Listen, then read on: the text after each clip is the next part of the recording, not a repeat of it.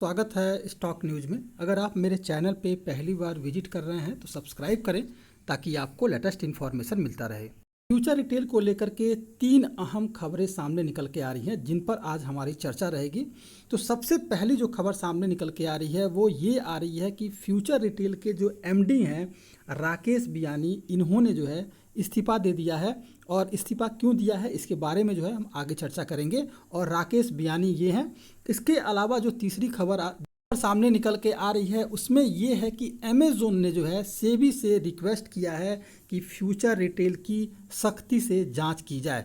इसने अब ये सबसे एक अहम खबर सामने निकल के आई है। फ्यूचर रिटेल पर अमेज़न ने आरोप लगाया है कि इसने जो है इन्वेस्टर का पैसा जो है इन्वेस्टर को धोखा दिया है, वो चाहे बड़े शेयरधारक हों या फिर भारतीय रिटेल छोटे निवेशक हों, सभी को जो है फ्यूचर रिटेल ने धोखा दिया है। इसकी जो है सख्ती से जांच की जानी चाहिए।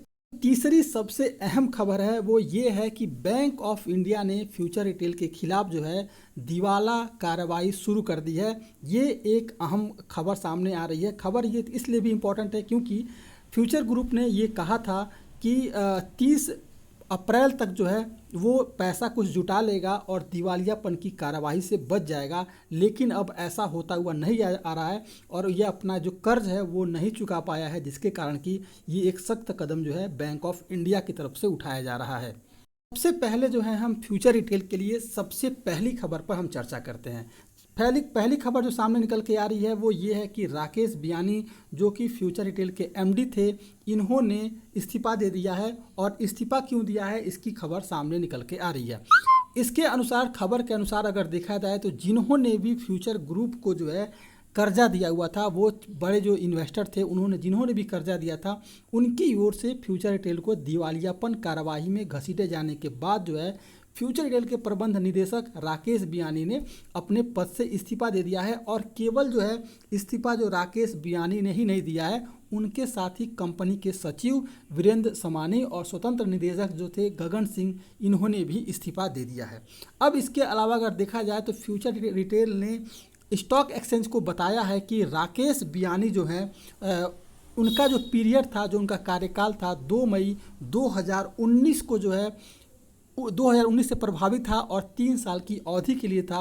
प्रबंध निदेशक के रूप में इनको नियुक्त किया गया था और एमडी के रूप में उनका कार्यकाल जो है 1 मई 2022 को जो है वो पूरा हो गया था। चूँकि उन्होंने पुनर्नियुक्ति की मांग नहीं की, इसलिए उनका नियुक्ति फिर नहीं किया गया और नियुक्ति करने का कोई सवाल भी नहीं उठता है। इसके पीछे का कारण ये है कि फ्यूचर रिटेल में समिति गठन जो है 2 मई 2022 से प्रभावी होना बंद हो गया है, क्योंकि इसकी स्थिति बड़ी डामाडोल है और आगे क्या होगा इसको कोई नहीं जानता है। इसलिए अब जो है फ्यूचर रिटेल में किसी तरह का कोई भी बोर्ड का गठन नहीं हो रहा है। नतीजन वह बोर्ड की विभिन्न समितियों के सदस्य भी अब नहीं रहने वाले हैं, जिनके कारण जो है कि अब जो है नई समिति का गठन जो है वो होना बंद हो गया है। अब जो है एक दूसरी जो बड़ी खबर सामने निकल के आ रही है वो ये है कि अमेज़न ने जो है आरोप लगाया है भारतीय रिटेल फ्यूचर रिटेल पर कि इसने जो है इन्वेस्टर को धोखा दिया है और धोखे में रख करके इन्होंने निवेशकों का पैसा जो है वो बर्बाद किया है। इसलिए सेबी से रिक्वेस्ट किया है अमेज़न कि इस पर जो है फ्यूचर रिटेल पर सख्त कार्रवाई हो और खबर आपके सामने है। खबर के अनुसार अगर देखा जाए तो अमेज़न ने भारतीय प्रतिभूति और विनिमय बोर्ड यानी कि सेबी को जो है पत्र लिखा है और पत्र में सेबी से फ्यूचर रिटेल लिमिटेड यानी कि FRL की जांच करने का अनुरोध किया है। अमेज़न ने जो है आरोप लगाया है कि फ्यूचर ग्रुप ने झूठ बोलकर अपने शेयरधारकों और भारतीय जो निवेशक हैं उनके साथ जो है बहुत बड़े तौर पर धोखा किया है और इसी धोखा के कारण जो है इस जितने भी भारतीय निवेशक हैं उनका पैसा जो है लगभग डूब रहा है। इसलिए इसकी सख्ती से जांच की जानी चाहिए। तीसरी खबर आपके सामने है। तीसरी खबर सामने निकल के जो आ रही है वो ये है कि बैंक ऑफ इंडिया ने फ्यूचर रिटेल के खिलाफ दिवालियापन की कार्रवाई शुरू की है।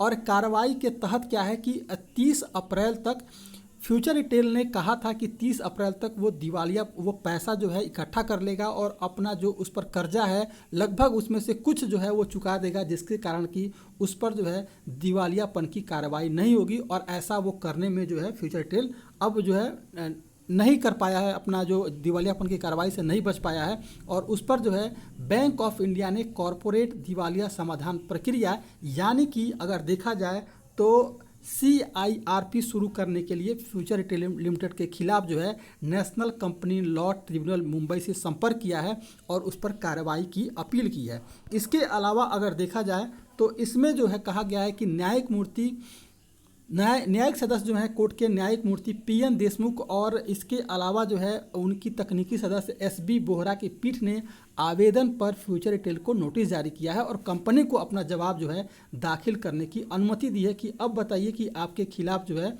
दिवालियापन की कार्यवाही क्यों न शुरू की जाए। इसके अलावा अगर देखा जाए इस कंपनी से जो जुड़ की खबर आ रही है उसमें है कि आवेदन में आरोप लगाया गया है कि फ्यूचर ने बैंक और कंपनी के बीच जो है एक मुश्त जो पुनर्गठन योजना के माध्यम से 3495 करोड़ का डिफ़ॉल्ट किया गया है उसको जमा नहीं कर पाया और इसलिए इस पर जो है कार्यवाही की जानी चाहिए।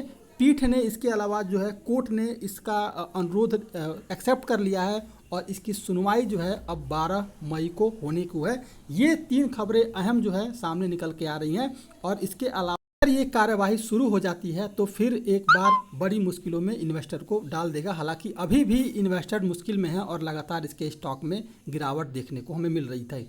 ये था फ्यूचर रिटेल और अगर आप मेरे चैनल पे पहली बार विजिट किए हैं तो सब्सक्राइब करें ताकि आपको लेटेस्ट इन्फॉर्मेशन मिलता रहे।